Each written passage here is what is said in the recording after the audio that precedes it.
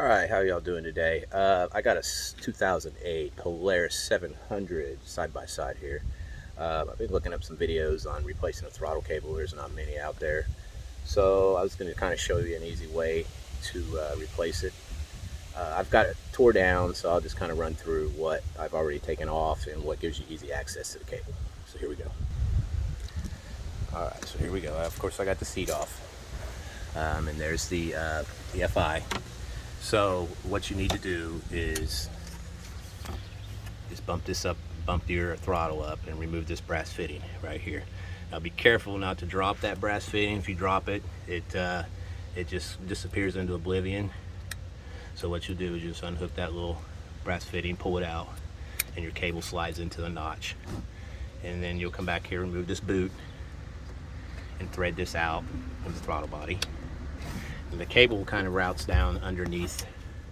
See if I can get you a good view here. It routes down beside all these wires down through here and down, and it goes under. There's a clip underneath there, a big wire holder clip down under here. You'll see it where it runs through there, so they can kind of slide it up underneath, and it runs up underneath the firewall, so for say or whatever, the plastic here, and then it runs, and there's your throttle. And then back in there, I don't know if you can really see it, but it clips in to that, and then there's a bolt there, and there's a bolt on the other side that has like a U bracket that holds the throttle cable in.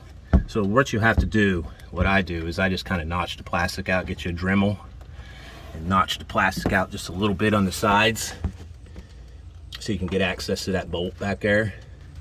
There's one, and then there's a second one, so I had to notch that plastic out just a little bit. You can see where the melted part of the plastic is, so that way you can get you a extension in there with a 10mm. And that routes, we'll go around the outside here. Now, of course, you have to remove the floor panel, and then on the side over here, on the driver's side, you'll see access to all this. Now, to get access to this, you have to remove this panel right here, this plastic panel, and it just slides in here. You'll see it, how it just fits up underneath inside the shock and everything. Pops it like so. Now, you do have to remove this to have easy access to your and you'll see the clip right here. You'll see the U bracket right here, and on the other side your other bolt, and your cable will route around here, and you'll have some extra cables so you can kind of push her up where you need it to be. You don't want the cable binding in any way, because if you do, you'll have some throttle issues. So I've not done tying all this up, but you'll just kind of keep an eye on how you removed it where it was tied, and that'll give you an idea of how to run it. And then now it is kind of a pain in the butt on getting those bolts back in to the other, holding them in and holding that bracket up. You gotta have kind of like 4 arms.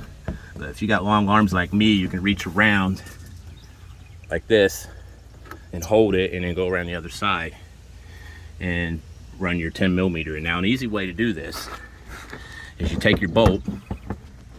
As you can see, there's probably some leftover tape on this socket. Take your bolt, I'll just get some sort of bolt here.